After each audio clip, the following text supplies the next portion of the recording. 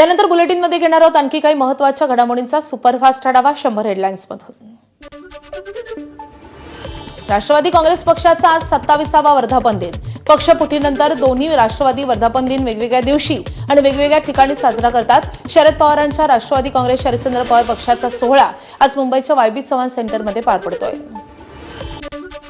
राष्ट्रवादी काँग्रेस पक्षाचा वर्धापन दिन सोहळा उद्या 11 जूनला षण्मुखानंद सभागृह येथे पार पडणार।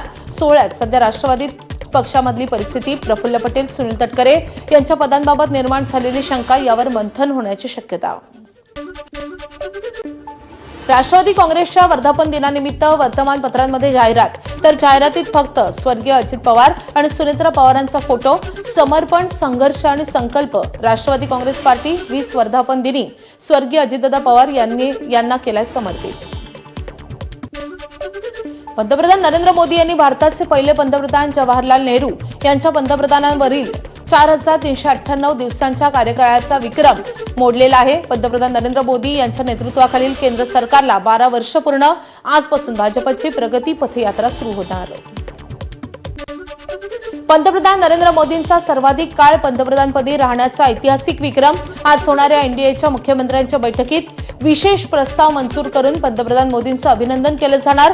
35 पक्षांचे 75 प्रतिनिधी आणि 22 राज्यांचे मुख्यमंत्री बैठकीत सहभागी होणार। पुणे विधान परिषद निवडणुकीनंतर काँग्रेसमधील अंतर्गत वाद पेटला। पुण्यातील काँग्रेसचे नगरसेवक अरविंद शिंदे यांनी प्रदेशाध्यक्ष हर्षवर्धन सपकाळ यांची पक्षश्रेष्ठींकडे तक्रार केली आहे। सपकाळांनी पुण्यात कुणाशी चर्चा न करता शरद पवार गटाच्या उमेदवाराला पाठिंबा दिल्याचा आरोप। सांगली सातारा विधान परिषदेचा उमेदवार निवडताना महायुतीकडून दोन्ही राजेंना डावलण्यात आले आणि त्यामुळे साताऱ्याच्या दोन्ही राजेंचा स्वाभिमान दुखावला। शरद पवारांच्या राष्ट्रवादीचे जयंत पाटील यांना शंका। सातारकरांनो आपली ताकद दाखवून देण्याचं केलं आवाहन। मुंबईतल्या गोरेगावच्या नेस्को ड्रग्ज प्रकरणी आरोपींना जामीन देण्यास सरकारी वकिलांचा विरोध। ड्रग्ज माफियांचा उडता महाराष्ट्र बनवायचा की काय, सरकारी वकिलांचा मुंबई उच्च न्यायालयामध्ये युक्तिवाद। म्युझिक कॉन्सर्टमध्ये ड्रग्ज ओव्हरडोसनं दोघांचा मृत्यू झाला होता। 20 कोटी खर्चूनही 23 वर्षांनंतर क्रीडा संकुल अर्धवट। नागपुरात अपूर्ण क्रीडा सोयींची ही लाजिरवाणी कहाणी। नागपूर शहराच्या मध्यभागी उमरेड रोडवरच्या हरपूर भागात कामगारांच्या मुलांसाठी क्रीडा संकुल बांधण्याचा घेतला होता निर्णय। धाराशिव जिल्ह्यातल्या परंडा तालुक्यातल्या सिरगाव येथे पावसामुळे कांद्याचं मोठं नुकसान।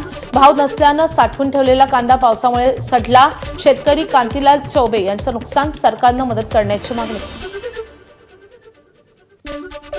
बीड तालुक्यात चौसाळा, रोळसगाव, अंचनवती, लिंबा गणेश आणि मांजरसुंबा परिसरात दमदार पावसामुळे छोटे नदी नाले प्रवाहित। घरावरील पत्रे उडून गेल्यानं कुटुंब उघड्यावर। गोंदियाच्या 8 मध्यम प्रकल्पांनी गाठला तळ। मध्यम प्रकल्पामध्ये 22.67% जलसाठा शिल्लक। मान्सून आणखी लांबला तर पाण्याची समस्या आणखीनच गंभीर होण्याची शक्यता।